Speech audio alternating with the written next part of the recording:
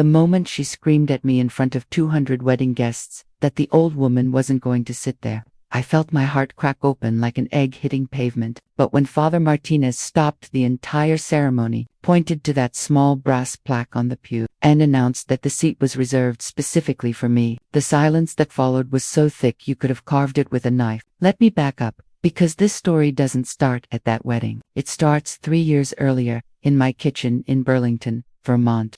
When my son Michael called to tell me he was getting married, I was stirring a pot of beef stew that had been simmering since noon, the same recipe I'd made every Sunday for 32 years since his father died. "Mom, I have news," he said, and I could hear something different in his voice, something careful and distant that made me set down my wooden spoon. "What kind of news, sweetheart?" I asked, wiping my hands on the dish towel that still had little roosters printed on it from when he was in high school. "I'm engaged to Melissa. We're getting married next spring." The way he said it wasn't joyful or excited. It sounded like he was reading from a script someone else had written. I had met Melissa exactly twice, once at Christmas dinner, 2 years prior, where she'd spent the entire evening checking her phone and making comments about how quaint my house was, and once at Michael's birthday party, where she'd asked me if I was planning to update my look anytime soon. Both times, I'd tried to see what my son saw in her, tried to find the warmth or kindness that must have captured his heart. Both times, I'd come up empty. But he was my only child,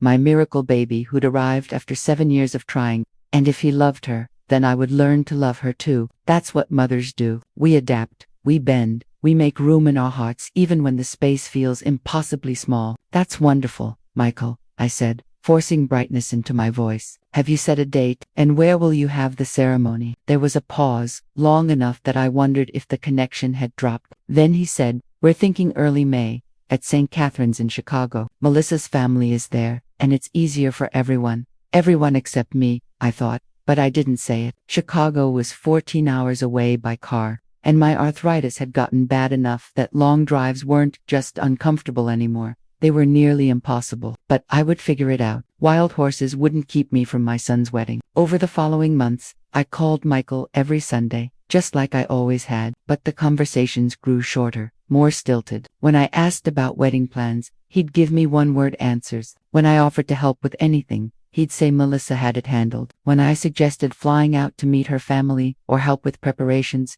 he'd change the subject so quickly it gave me whiplash. The invitation arrived in February, thick cardstock with gold lettering that probably cost more than I spent on groceries in a month. "Mr. and Mrs. Robert Henderson request the pleasure of your company at the marriage of their daughter Melissa Ann to Michael James Sullivan." My name appeared on the envelope in elegant calligraphy, but something about seeing it there, formal and distant, made me realize how far outside this celebration I really was. I called to RSVP. But Michael didn't answer. I left 3 voicemails over 2 weeks before he finally called back. "Sorry, Mom, things have been crazy with work and wedding stuff," he said, and I could hear traffic in the background, like he was walking somewhere, like he couldn't even sit still long enough for a proper conversation with his mother. "I wanted to confirm I'll be there," I said, "and I wanted to ask about the rehearsal dinner, and whether there's anything I can do to help." "And the rehearsal dinner is family only," he cut me off. "Melissa's family. I mean, immediate family." The words hit me like cold water. "I'm your immediate family, Michael." Another pause. "I know, Mom, I just meant, ... It's complicated. Melissa has a lot of relatives, and the venue is small, and it's fine," I said, because what else could I say? I understand, but I didn't understand. Not then. And not 3 weeks later when I called to ask about lodging recommendations, and he told me he was too busy to talk. Not when I sent a card for Melissa's bridal shower and never received a thank you note. Not when I tried to arrange a time to meet with them before the wedding, and was told their schedule was completely booked the week before the wedding. I drove those 14 hours to Chicago in my 20-year-old Honda Civic, stopping every 2 hours to stretch my aching joints and wondering if I was making a terrible mistake. I'd booked a room at a Motel 6, 12 miles from the church because it was what I could afford on my Social Security check. The clerk, a young man with kind eyes and a name tag that read Carlos, helped me carry my overnight bag to the room and told me his own grandmother lived in Vermont. "She makes the best maple cookies," he said, and I thought about the 3 dozen cookies I'd baked and brought in a tin,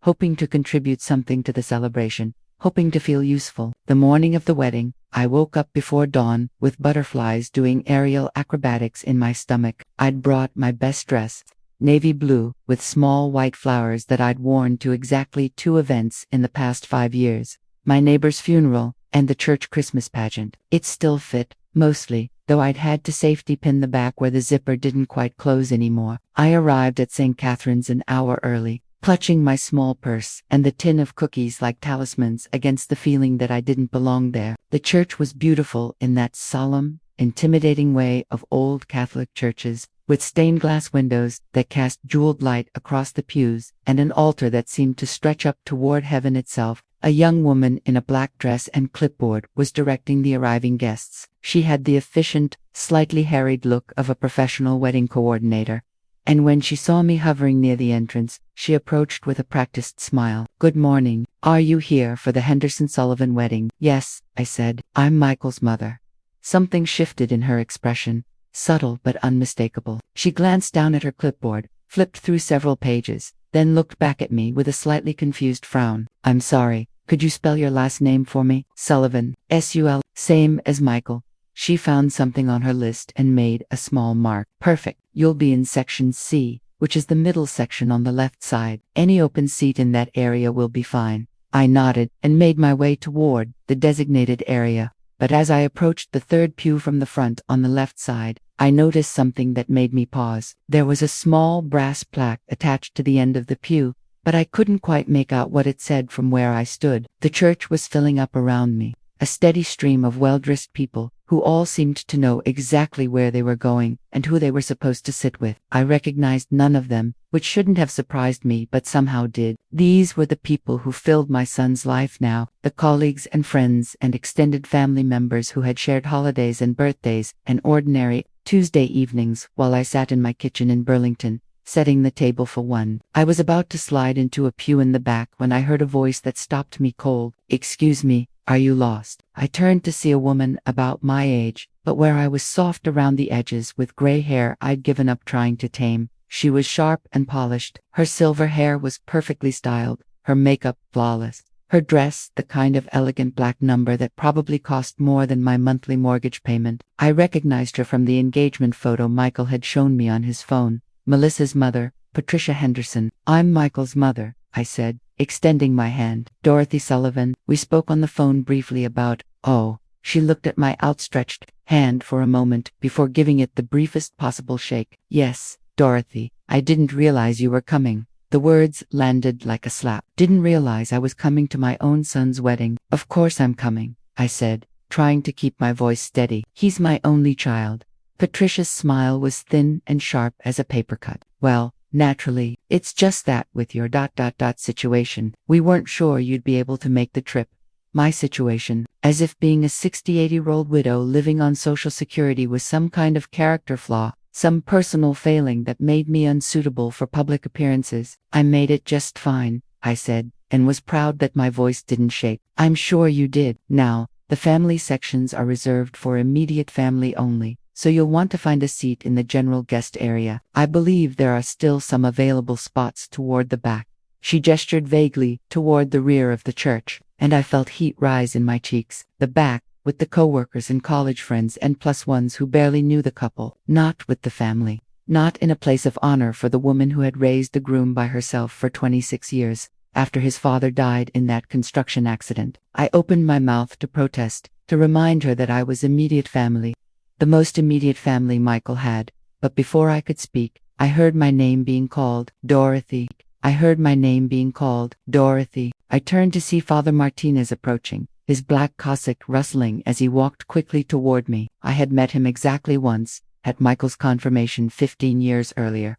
But he had the kind of face you don't forget, weathered and kind, with eyes that seemed to see straight through to your soul. "Father Martinez," I said, surprised he remembered me. "Of course, I remember you," he said, as if reading my thoughts. "How could I forget the woman who raised such a fine young man? I'm so glad you're here." Patricia Henderson's perfectly lipsticked mouth pressed into a thin line. "Father, we were just discussing seating arrangements. I was explaining to Dorothy about the family sections, ... double quotes." Father Martinez looked between us, and I saw something click in his expression. "Ah, Yes, Dorothy, you'll want to follow me. I believe your seat is right up front. He began walking toward the altar, and I followed, feeling Patricia's stare burning into my back. We stopped at the second pew on the left side, and Father Martinez gestured to the spot closest to the aisle. This is where Michael specifically requested you sit, he said. He was very particular about it. I looked down and saw the brass plaque attached to the end of the pew, small but clearly engraved, reserved for Dorothy Sullivan, mother of the groom. My throat closed up. Michael had remembered. Michael had saved this place for me, had made sure I would sit where mothers of grooms are supposed to sit, in the place of honor he knew I deserved, even if no one else seemed to think so. Thank you, I managed to whisper to Father Martinez, and he patted my shoulder gently, before moving away to attend to other pre-ceremony details. I settled into the pew and tried to collect myself. The tin of cookies sat in my lap, and I could smell the maple and vanilla through the metal, comforting and familiar. Around me, the church continued to fill, voices echoing off the stone walls as families found their seats and friends embraced and photographers moved like shadows, capturing every moment for posterity. 20 minutes before the ceremony was scheduled to begin, I saw Michael emerge from a side door near the altar. He looked so handsome in his black tuxedo, his dark hair neatly combed, his face serious but glowing with something I hadn't seen since he was a little boy on Christmas morning. He was scanning the guests, and when his eyes found mine, his face broke into the first genuine smile I'd seen from him in months. He made his way over to me, weaving between the filled pews, and leaned down to kiss my cheek. Hi, Mom, you look beautiful. So do you, sweetheart. I reached up to adjust his boutonniere, a small white rose with a sprig of baby's breath. Are you nervous? A little, but good nervous. You know, I did know. I remembered that feeling from my own wedding day, 34 years earlier. The mixture of excitement and terror, and absolute certainty that you were about to embark on the greatest adventure of your life. I brought cookies, I said, lifting the tin slightly. Your favorite, maple pecan. His face lit up. You didn't have to do that. Of course I did. It's your wedding day. He squeezed my hand, and for a moment, it was just the two of us. Mother and son. The way it had been for so many years when it was just us against the world. I'm glad you're here, Mum. I know things have been complicated lately. Before I could respond, a commotion near the entrance caught our attention. The bridesmaids were arriving in a flutter of pink silk and nervous laughter, followed by what I assumed were various members of the wedding party. And then, gliding through the door like she owned the place, came Melissa. Even I had to admit she looked stunning. Her wedding dress was the kind of creation that belonged in magazines, all flowing silk and intricate beadwork that caught the light with every movement. Her veil trailed behind her like a cloud, and her bouquet was a masterpiece of white roses and trailing ivy that probably cost more than I spent on groceries in 3 months. But it wasn't her beauty that made my chest tighten. It was the way Michael's entire posture changed when he saw her. His shoulders went rigid, his smile became forced, and when he looked back at me, there was something apologetic in his eyes. I should go, he said quietly. The ceremony's about to start.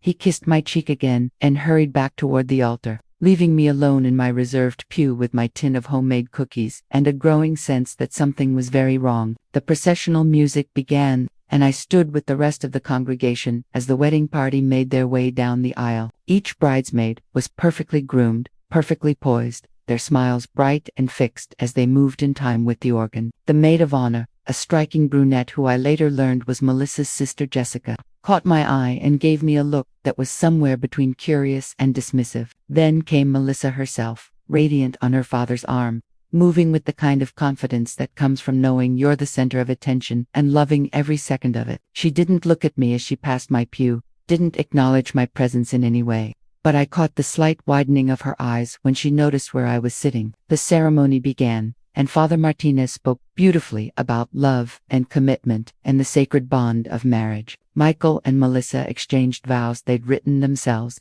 words about partnership and growth and building a future together. Melissa's voice was strong and clear, carrying easily to the back of the church. Michael's was softer, more intimate, and I had to strain to hear him over the rustling of fabric and the occasional cough from the congregation. They were just about to exchange rings when it happened. Wait. The voice came from directly behind me, sharp and commanding enough to cut through the organ music and the priest's words. I turned to see Jessica, Melissa's sister, standing in her pink bridesmaid dress, with her hands on her hips and her face flushed with anger. She was staring directly at me. "There's been a mistake," she announced, her voice carrying clearly through the suddenly silent church. "That woman is in the wrong seat." Every head in the congregation turned toward me. 200 pairs of eyes suddenly focused on the old woman in the second-hand dress clutching a tin of homemade cookies. I felt my face burn with embarrassment and confusion. "I'm sorry," Father Martinez said, pausing in the middle of the ring ceremony. Jessica stepped forward, her voice getting louder and more strident with each word. "That seat is reserved for family, immediate family. She pointed directly at me, is not immediate family." The silence that followed was deafening. I looked toward Michael, hoping for clarification, hoping he would explain that of course I was immediate family. I was his mother, but his face had gone completely white, and he was staring at Jessica with an expression I couldn't read. "I'm Michael's mother," I said quietly, but my voice sounded small and shaky in the vast space of the church. "His birth mother," Jessica corrected, and the way she said birth mother made it sound like something dirty, something to be ashamed of. "But Melissa is his family now, real family, and that seat should be for someone who actually matters in their lives." The words hit me like physical blows. Birth mother, someone who actually matters, as if the 26 years I'd spent raising Michael alone, working double shifts at the diner to pay for his clothes and school supplies and college applications, meant nothing. As if the nights I'd sat up with him when he had fever, the hours I'd spent helping him with homework, the sacrifices I'd made every single day to give him the best life I could, were just what practiced a warm-up for the real family who would replace me. I started to stand up, ready to leave, ready to walk out of that church and drive the 14 hours back to Vermont and pretend this had never happened. But then I heard another voice, calm and steady and full of authority. "Jessica Henderson, sit down." Father Martinez's words carried the weight of decades of experience dealing with family drama and wedding day disasters. His voice wasn't loud, but it commanded instant attention and absolute obedience. "This is a sacred ceremony," he continued, his eyes moving from Jessica to scan the entire congregation. "We do not interrupt the sacrament of marriage for personal disputes or family politics." Jessica's mouth opened and closed like a fish gasping for air, but no sound came out. Father Martinez turned his attention to me, and his expression softened. "Mrs. Sullivan, you are exactly where you belong. This seat was reserved specifically for you, at the request of the groom, because you are his mother and you deserve a place of honor at his wedding." He gestured to the brass plaque that I now realized every person in that church could see clearly. "Reserved for Dorothy Sullivan, mother of the groom." "Michael," Father Martinez said, turning to my son, "would you like to clarify for the congregation who requested this seating arrangement?" Michael's face was still pale, but he straightened his shoulders and looked directly at Jessica, then at me. "I asked Father Martinez to reserve that seat for my mother, Dorothy Sullivan. She raised me by herself after my father died, and she deserves to sit in the front row at my wedding." His voice grew stronger with each word, and I could see something changing in his expression, like he was remembering who he used to be before whatever had happened to create this distance between us. "She drove 14 hours to be here today," he continued. And now he was looking at Melissa, whose perfect composure was starting to crack around the edges. "She's my mother, and I love her. And anyone who has a problem with that can leave." The silence that followed was different from the shocked quiet that had preceded it. This was the kind of silence that comes after truth has been spoken, after lines have been drawn, and sides have been chosen. Jessica's face had gone from flushed to white to red again, cycling through embarrassment and anger, and something that might have been shame. She looked to Melissa for support, but Melissa was staring at the altar as if she could will herself to disappear. "Sit down, Jessica," Patricia Henderson hissed from somewhere behind me, her voice sharp with mortification. Jessica finally sank back into her place among the bridesmaids, but the damage was done. The spell of the perfect wedding had been broken, and everyone in that church now knew exactly what kind of family dynamics were at play. Father Martinez waited for the rustling and whispered conversations to die down before continuing with the ceremony. "As I was saying," he said calmly, as if nothing had happened, "the rings you are about to exchange are symbols of the eternal nature of your love. The rest of the ceremony passed in a blur. I heard the words, saw Michael and Melissa kiss, watched them walk back down the aisle as husband and wife, but all I could think about was what my son had said. She deserves to sit in the front row at my wedding. I love her. Anyone who has a problem with that can leave. As the guests began filing out of the church, several people stopped by my pew to introduce themselves and offer kind words. An elderly gentleman who turned out to be Melissa's grandfather patted my hand and said, "You did a fine job raising that boy." A middle-aged woman, I later learned was one of Michael's colleagues from work, said, "That was beautiful, what he said about you." But it was Carlos from the Motel 6 who surprised me the most. He appeared at my elbow as I was gathering my purse and the tin of cookies, wearing a dark suit that was a little too big but had been pressed with obvious care. "Mrs. Sullivan, I hope you don't mind." I asked around and found out which church. I wanted to see how the wedding went. I looked at him with surprise. "You came to my son's wedding." He smiled, and it was the same kind smile he'd given me when he helped with my luggage. My grandmother always says weddings are community celebrations, and after what just happened in there, I thought you might like to have one person in your corner who wasn't caught up in all the family drama. I started crying then, standing in that beautiful church, surrounded by strangers, overwhelmed by the kindness of a young man who barely knew me but had taken time out of his day to support a lonely old woman at her son's wedding. The reception was held at a country club about 20 minutes from the church.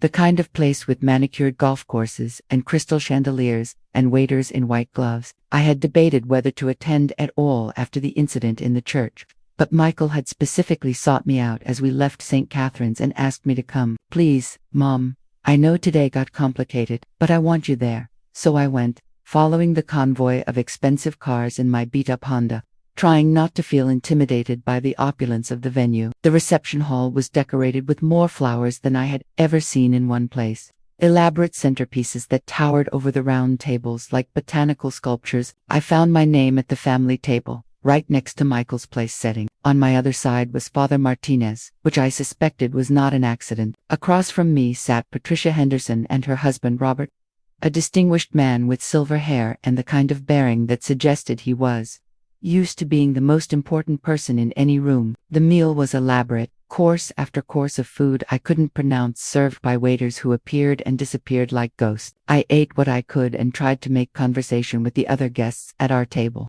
But the incident in the church hung over everything like a storm cloud that wouldn't dissipate. Melissa had changed out of her wedding dress into a shorter, more party-appropriate creation that still managed to look like it cost more than my car. She moved from table to table, accepting congratulations and posing for pictures. But I noticed she hadn't spoken to me directly since arriving at the reception. Michael was doing his best to play the role of happy groom, but I could see the tension in his shoulders, the way his smile didn't quite reach his eyes. Every few minutes, he would glance over at me as if making sure I was still there, still okay, still willing to stay despite the humiliation he'd witnessed in the church. The speeches began after dinner. A parade of bridesmaids and groomsmen and family friends, sharing funny stories and heartfelt wishes for the happy couple. Jessica, who had apparently recovered from her earlier outburst, gave a toast that was all about Melissa's beauty and grace and how perfect she and Michael were together. She managed to get through the entire 5-minute speech without once mentioning that Michael had a mother, or that he'd had a life before meeting Melissa. Then it was Patricia Henderson's turn. She stood with the kind of poise that comes from a lifetime of country club dinners and charity galas, her champagne glass glinting in the light from the chandeliers. When Melissa was a little girl, she used to plan elaborate weddings for her dolls. Even then, she knew exactly what she wanted: elegance, beauty, and most importantly, a groom who would appreciate her sophistication and class. The words were aimed directly at me. A subtle but unmistakable suggestion that Michael's previous life, his background, his mother, represented something less sophisticated, something that needed to be overcome rather than celebrated. "We are so grateful," Patricia continued, "that Michael has found his place in our family. Sometimes it takes time for people to understand what real family means, what it means to belong somewhere that truly values you." I felt Father Martinez's hand touch my arm gently, a small gesture of solidarity that kept me from standing up and walking out right then and there. "Melissa has helped Michael understand that family isn't just about biology," Patricia said, looking directly at me as she spoke. "It's about choice. It's about surrounding yourself with people who share your values, your aspirations, your vision for the future." The implication was clear.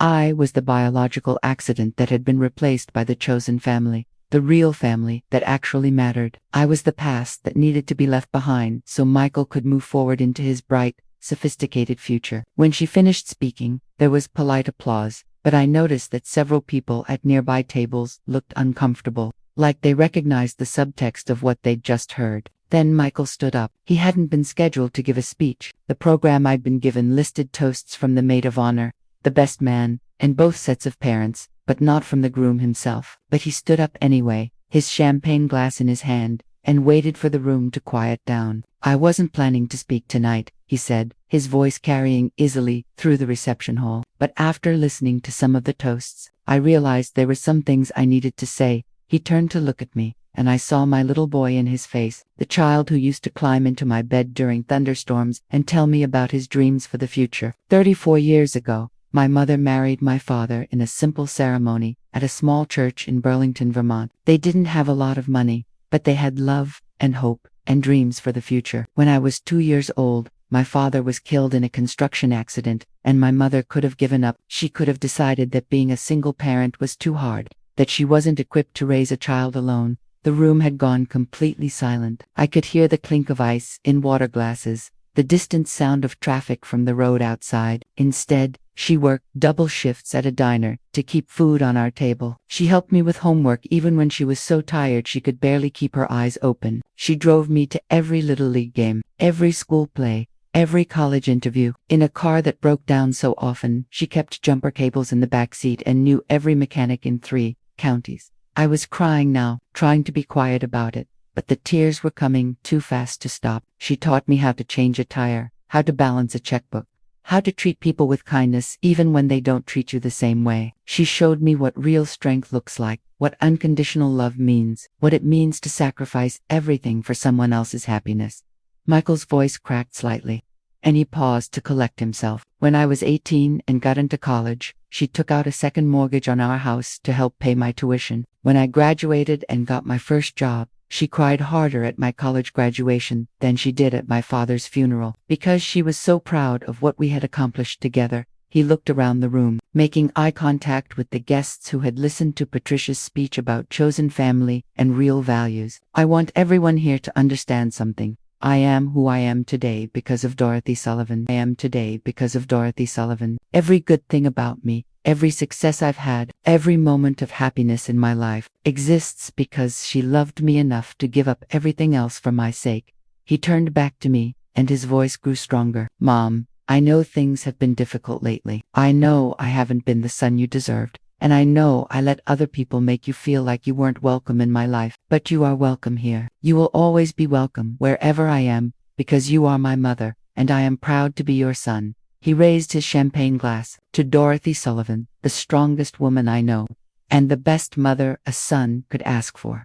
The applause that followed was different from the polite clapping that had greeted the other speeches. It was spontaneous and enthusiastic, people rising to their feet to honor the woman who had raised the man they had come to celebrate. But as I looked around the room through my tears, I noticed that not everyone was standing. Melissa remained seated, her face pale, and her mouth set in a thin line. Patricia Henderson's expression was thunderous. Jessica looked like she had swallowed something bitter. The rest of the reception passed in a strange, surreal haze. People I had never met came up to me to share stories about their own mothers, their own experiences with single parenting, their admiration for what I had accomplished. The elderly gentleman who had complimented my parenting in the church sought me out to tell me about his own widowed mother, who had raised 5 children during the Depression. "You remind me of her," he said, his eyes misty with memory, tough as nails on the outside, soft as butter on the inside, and fierce as a mama bear when it came to protecting her cubs.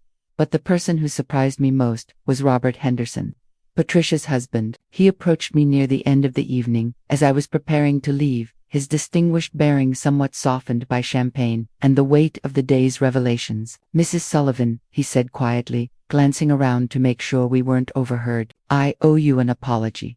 I looked at him with surprise. "You don't owe me anything, Mr. Henderson." "I think I do. My wife and daughter, they sometimes get caught up in ideas about social status and appearances, and they forget that real worth isn't measured by bank accounts or zip codes." He paused, choosing his words carefully. "What your son said tonight, about sacrifice and unconditional love. That's what real parenting looks like. Patricia and I hired nannies and enrolled Melissa in the best schools, but we didn't. We weren't always present the way you were.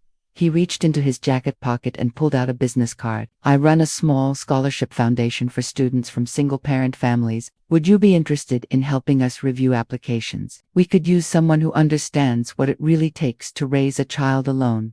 I took the card with trembling fingers. Robert Henderson, Henderson Foundation. Educational opportunities for underserved students. You want me to help choose scholarship recipients. I want you to help us identify young people who remind you of Michael at that age. Kids who have mothers like you, who are working twice as hard for half as much, who deserve a chance to succeed. He smiled, and it was the first genuine expression I'd seen from him all day. Think about it.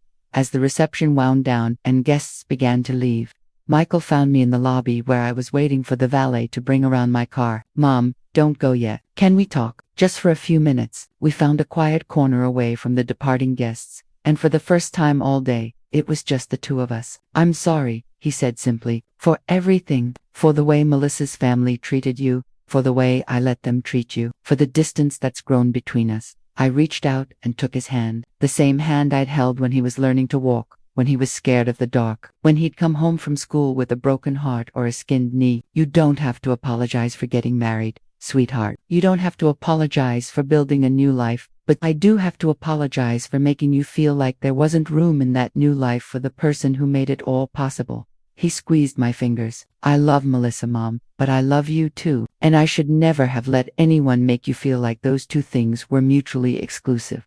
I looked into his eyes and saw the man he had become, but also the boy he had been, and I realized that the distance between us hadn't been created by Melissa or her family. It had been created by fear, his fear that holding on to me would somehow diminish his new life, and my fear that claiming my place in that life would somehow damage it. What happens now? I asked. Now we figure out how to move forward, together, all of us. He glanced back toward the reception hall, where I could see Melissa through the doorway, still in her party dress, surrounded by bridesmaids and family members. It might take some time.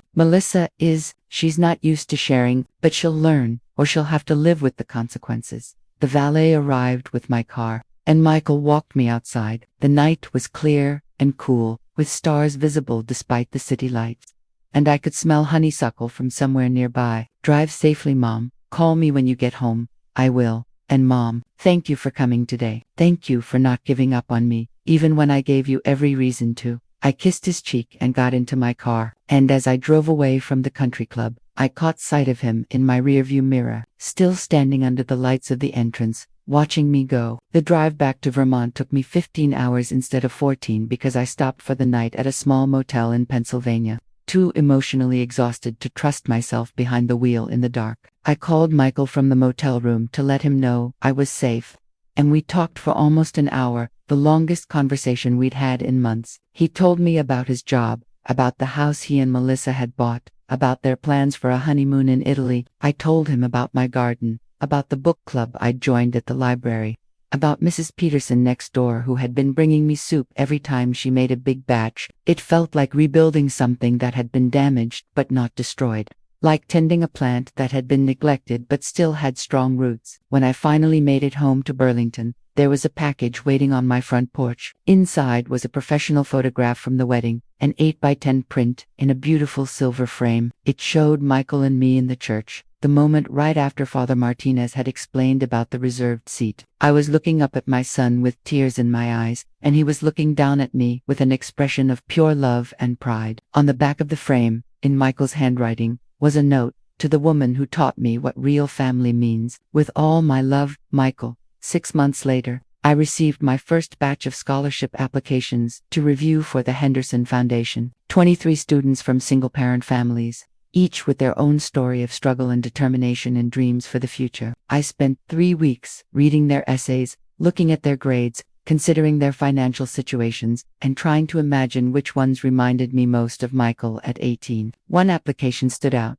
Maria Santos, raised by her grandmother after her parents died in a car accident, working part-time at a grocery store to help pay family expenses while maintaining a 4.2 GPA, and volunteering at a local food bank. In her essay, she wrote, My grandmother always tells me that we may not have much money, but we are rich in love and determination. She taught me that where you come from doesn't determine where you can go. I called Robert Henderson and told him about Maria, about the other students who had caught my attention, about the ways their stories echoed my own experience as a young single mother trying to build a future for her child. You have good instincts for this, he said. Would you consider joining our board? We meet quarterly, and we could use someone with your perspective. A year after the wedding, Michael and Melissa came to visit me in Burlington. It was the first time Melissa had ever been to my house, and I could see her taking in the worn furniture, the outdated kitchen appliances, the family photos covering every available surface. But she also ate 3 helpings of my beef stew and asked for the recipe. She helped me weed my vegetable garden and didn't complain when her manicure got dirty. She listened while I told stories about Michael's childhood, and she even laughed at some of them. We weren't friends, exactly, but we weren't enemies either. We were family, in the complicated, imperfect way that families sometimes are. Learning to make room for each other, in the space of Michael's love. The night before they left, Michael and I sat on my front porch drinking sweet tea and watching fireflies dance in the twilight. Are you happy? I asked him. He considered the question seriously before answering. I think I'm learning how to be. For a while there, I thought happiness meant leaving the past behind, starting fresh, becoming someone completely new. But that's not happiness. That's just ... erasure. He reached over and squeezed my hand. Real happiness includes everything that made you who you are. The struggles and the victories, the people who loved you and the people who hurt you, the mistakes and the triumphs. You can't build a genuine future on a foundation of pretending your past doesn't matter. 2 weeks after their visit, I received an envelope with a Chicago postmark and Melissa's return address. Inside was a handwritten note on expensive stationery. Dear Dorothy, thank you for having us to stay. Your house is beautiful, and I understand now why Michael talks about it the way he does. It's full of love and memories and the kind of warmth that can't be bought or decorated into existence. I'm sorry it took me so long to understand that having a wonderful mother-in-law isn't a threat to my marriage, it's a gift. I hope we can continue to get to know each other better. Love, Melissa. At the bottom of the note, she had added, P.S. I'm pregnant. Michael wanted to call and tell you, but I asked if I could share the news in writing first. We're hoping for a Christmas baby.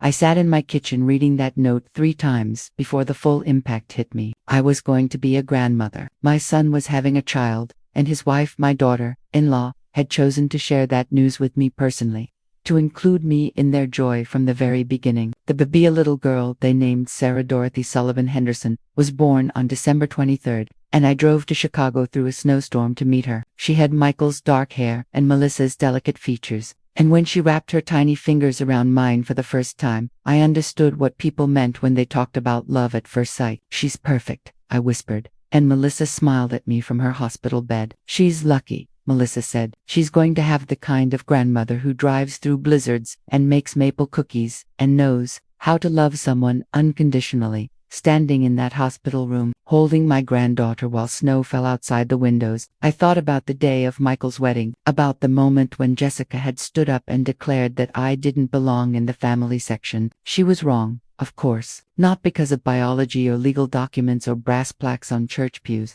but because family isn't something you're born into, or marry into, or inherit. Family is something you choose, something you build, something you nurture day by day through small acts of love and forgiveness and grace. I had been part of Michael's family since the day he was born, not because I gave birth to him, but because I chose every single day to love him more than I loved myself. And now, holding Sarah and watching Melissa adjust her blanket with the fierce protectiveness that only mothers understand, I realized that our family had grown to include not just Michael's wife, but the generation that would come after us. The brass plaque in the church had read reserved for Dorothy Sullivan, mother of the groom, but the real reservation, the one that mattered, wasn't written in metal or announced by priests or defended in public scenes. It was written in years of bedtime stories and school lunches and scraped knees and proud moments. It was reserved by love itself, permanent and unshakable, a place at the table that no one could take away because it had been earned one day at a time, one sacrifice at a time, one moment of unconditional love at a time. And you know what? That seat will always be mine,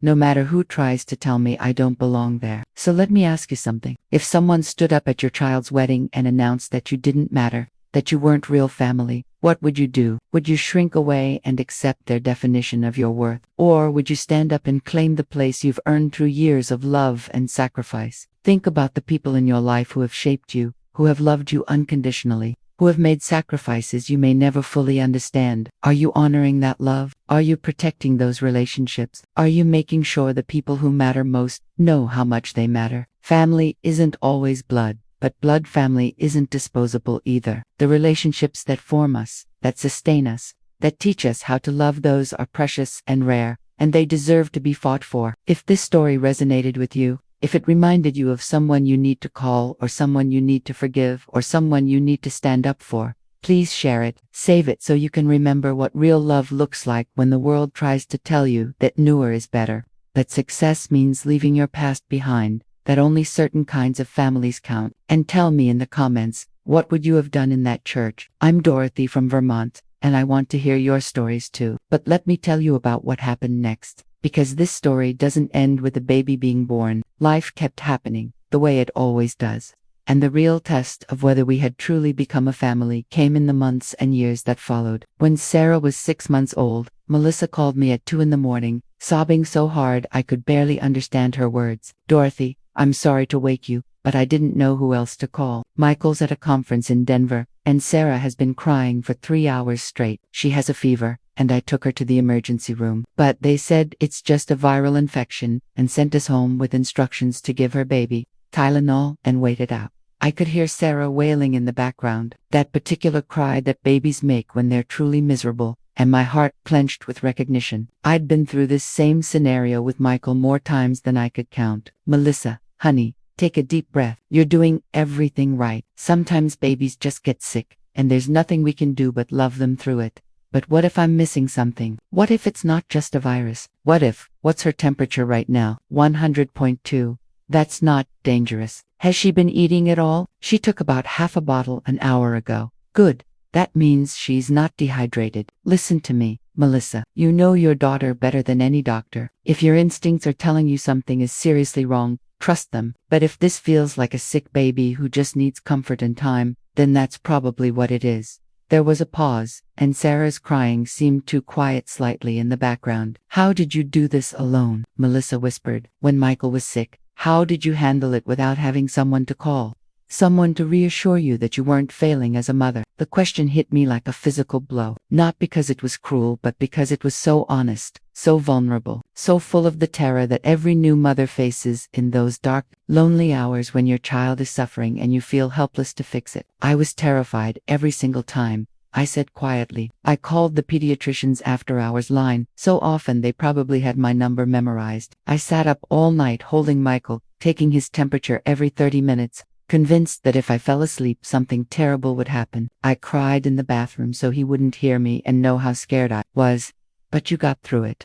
We got through it together, the same way you and Sarah are going to get through this. I stayed on the phone with her until 4 in the morning, talking her through the night, as Sarah's fever gradually broke and she finally fell into an exhausted sleep. We didn't talk about anything profound or life-changing mostly. I just listened while Melissa worried out loud. And occasionally I shared a story about a similar night with baby Michael. But something shifted between us during those dark hours. She had reached out to me not because she had to, not because Michael expected it, but because in her moment of deepest fear and vulnerability, she had chosen to trust me with her most precious thing. When Michael called the next morning from his hotel in Denver, frantic because he'd gotten Melissa's voicemails about the emergency room visit, she told him about our late-night conversation. Your mom talked me through it, she said, and I could hear the wonder in her voice through the phone. She knew exactly what to do, exactly what to say. I don't know how I would have survived that night without her. That's when I realized that the brass plaque in the church, Father Martinez's intervention, Michael's speech at the reception, none of that had really been about claiming my place in the family. It had been about preserving it until the moment when it would be needed. Until the day when Melissa would understand that having a mother-in-law wasn't about losing independence or sharing authority. It was about having backup, having someone who had walked the same terrifying, beautiful path of motherhood and lived to tell about it. From that night forward, Melissa called me regularly, not because Michael asked her to, not because it was expected, but because she genuinely wanted my advice, my perspective.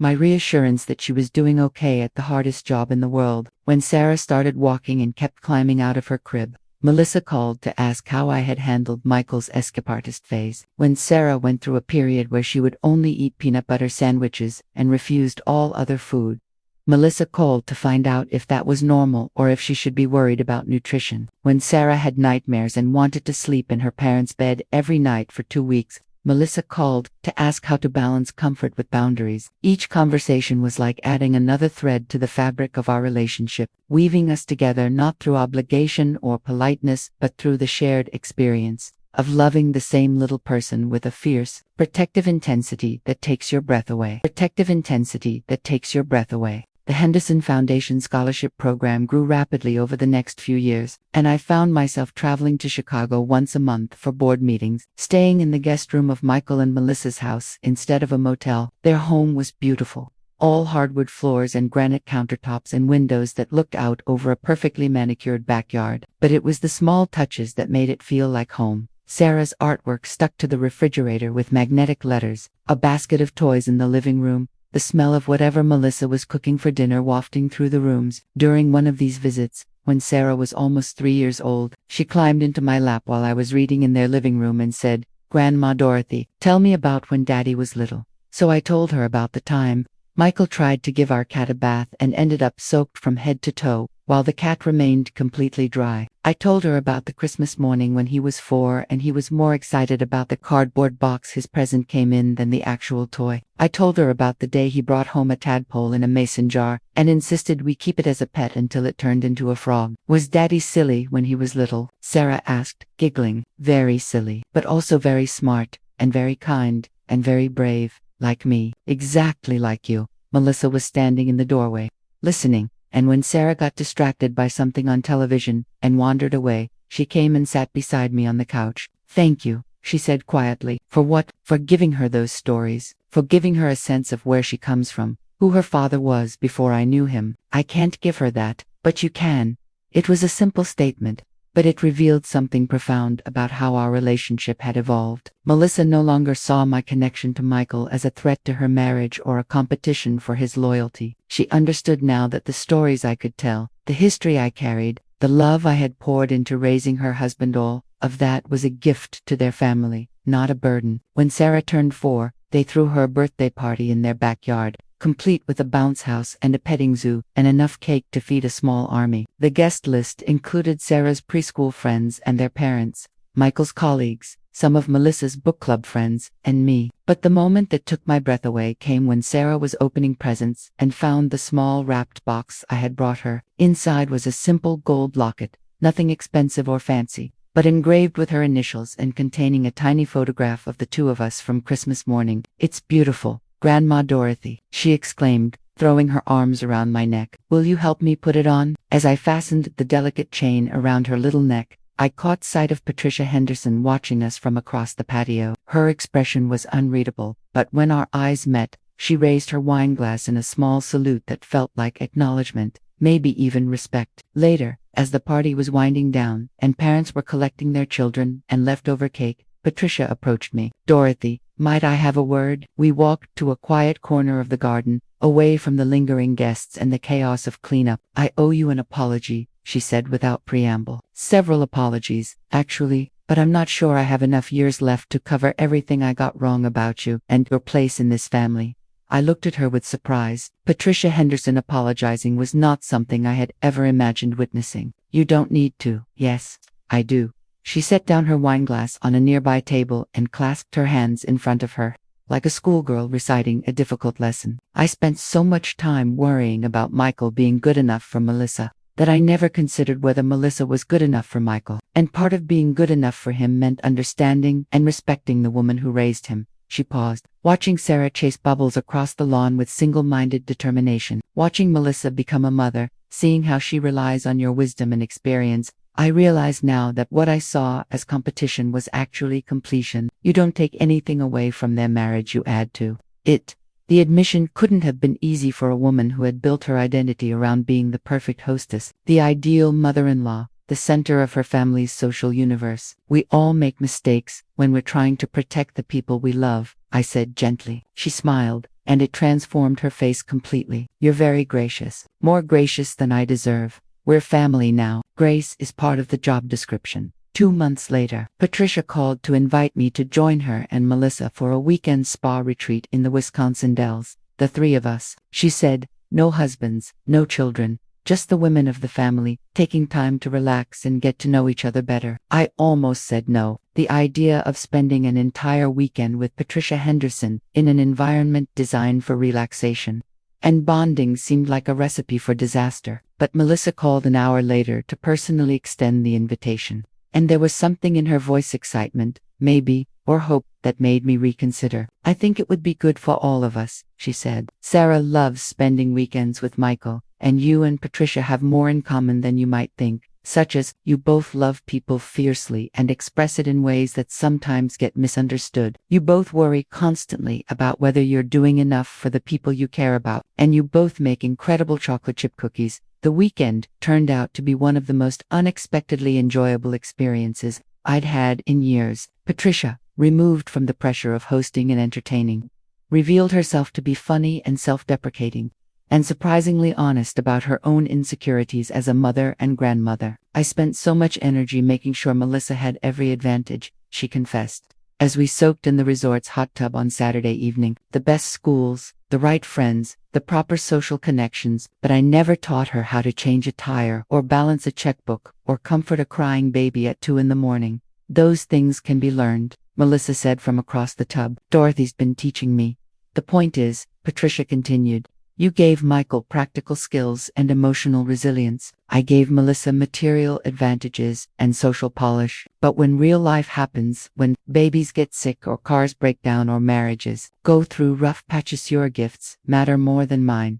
It was a remarkable admission from a woman who had spent most of her adult life believing that the right zip code and the right connections were the keys to success and happiness. On Sunday morning, as we were packing to leave, Patricia handed me a small wrapped gift. "It's not much," she said, "but I saw it in the gift shop and thought of you." Inside was a ceramic mug with "World's Greatest Grandma" printed in cheerful letters, the kind of sentimental gift you might find in any tourist shop. But what made it special was the handwritten note tucked inside. "Thank you for sharing your wisdom, your stories, and your son. Sarah is lucky to have you, and so are we."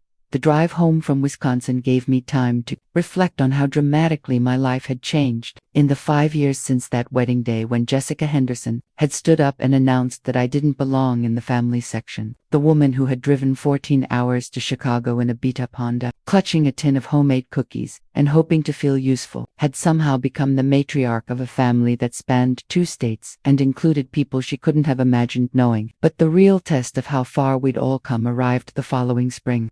When Sarah was diagnosed with pneumonia and had to be hospitalized for 3 days, I got the call from Michael at 6 a.m, his voice tight with the kind of controlled panic that parents know too well. "Mom, Sarah's in the hospital. Her fever spiked to 104 last night, and she's having trouble breathing. They've got her on oxygen and for antibiotics, and the doctors say she should be fine, but but she's your baby, and she's sick, and you're terrified." I finished for him. "Can you come? I know it's a lot to ask, but Melissa hasn't slept in 2 days, and I don't know how to help her. And I keep thinking about what you said about having backup. I was in my car within an hour, driving through an early spring snowstorm that should have taken me 8 hours but instead took 12. When I finally arrived at the Children's Hospital in Chicago, I found Michael and Melissa camped out in Sarah's room, taking turns holding her hand and watching the monitors that tracked her breathing and heart rate. Sarah looked impossibly small in the hospital bed, her dark hair damp with fever sweat, her little chest rising and falling with more effort than it should have taken. But her eyes lit up when she saw me. "Grandma Dorothy, did you come to make me feel better?" "I came because I love you, and because Mommy and Daddy needed someone to help take care of them while they take care of you." Over the next 3 days, I essentially moved into that hospital room. I made sure Michael and Melissa ate real meals instead of surviving on vending machine snacks. I sat with Sarah during her breathing treatments so her parents could shower and change clothes. I held her hand during blood draws and distracted her with stories during the long, boring hours when she was feeling better, but still had to stay in bed. But the moment that will stay with me forever came on the second night, when Sarah's fever broke and she finally fell into a deep, healing sleep. Michael and Melissa were curled up together in the uncomfortable reclining chair the nurses had brought in, finally resting after 48 hours of constant vigilance. I was sitting beside Sarah's bed, knitting a small blanket I'd brought to keep my hands busy, when Patricia Henderson appeared in the doorway. She was carrying a bag from a nearby restaurant and wearing the kind of worried expression that grandmothers reserve for sick grandchildren. "How is she?" she whispered, not wanting to wake the sleeping family. "Better. The antibiotics are working, and her breathing is much easier." Patricia pulled up another chair and sat beside me. "Melissa texted that you've been here since Tuesday. Thank you. She's my granddaughter." "I know, but not everyone would drop everything and drive through a snowstorm and sleep in a hospital chair for 3 days. Not everyone would know exactly what to do. Exactly what this family needed." She opened the bag she'd brought and pulled out containers of what appeared to be homemade soup and fresh bread. "I thought you might be tired of hospital cafeteria food." We sat together in comfortable silence, two grandmothers keeping vigil over a sleeping child, and I realized that somewhere in the process of learning to share this family, we had become something I never expected. Friends. Sarah recovered completely, of course, the way children do, bouncing back to full energy as if the whole scary episode had never happened. But the experience had bonded our patchwork family in a way that no wedding speech or holiday dinner could have accomplished. When we were finally able to take her home, Sarah insisted on riding in my car instead of with her parents. "I want to sit with Grandma Dorothy," she announced with the kind of 4-year-old logic that brooks no argument. She stayed with me the whole time I was sick, as we drove through the Chicago streets toward home, Sarah chattering happily about everything we passed. I thought about the moment in the church when Father Martinez had pointed to that brass plaque and announced that my seat was reserved for me. Reserved, not earned, not granted, not temporarily assigned, reserved. It had taken me years to understand what that really meant. It wasn't about a piece of metal attached to a pew or a formal recognition of my biological relationship to the groom. It was about the permanent place that love creates, the space that gets held for you in someone else's life because of all the ways you've chosen to show up, day after day, year after year, in moments big and small. My place in this family hadn't been reserved because I was Michael's mother. It had been reserved because I had spent 26 years earning it. One bedtime story at a time, one scraped knee at a time, one proud moment and difficult decision, an act of unconditional love at a time. And now, watching Sarah fall asleep in her car seat as we pulled into her driveway, I realized that my place was being reserved for the next generation too. Not because I was her biological grandmother, but because I was choosing, every day, to love her with the same fierce devotion I had given her father. The brass plaque in the church had been just the beginning. The real reservation, the one that mattered, was written in hospital vigils and late-night phone calls and birthday parties and bedtime stories. It was written in the trust that gets built between women who choose to love the same children, who choose to support each other through the terrifying, beautiful work of raising human beings. It was written in the understanding that family isn't just about blood or marriage licenses or legal documents. It's about showing up. It's about choosing love over convenience, grace over grudges, forgiveness over pride. It's about making room at the table, literal and metaphorical, for everyone who chooses to belong. And you know what? That seat will always be mine. Not because someone gave it to me, but because I've spent a lifetime earning it. Because when the people I love needed me most, I showed up. Because when they were sick, I held their hands. Because when they were scared, I stayed on the phone until dawn. Because when they were celebrating, I drove 14 hours through snowstorms to be there. So let me ask you again, what would you have done in that church? But more importantly, what are you doing today to reserve your place in the lives of the people who matter most? Are you showing up? Are you choosing love? Are you earning your seat at the family table? One small act of devotion at a time. If this story made you think of someone you need to call, someone you need to forgive, someone whose place in your life you need to acknowledge and protect, please share it with them. Save this story so you remember what real family looks like when the world tries to convince you otherwise. And tell me in the comments what showing up looks like in your life. I'm Dorothy from Vermont, and I'm listening.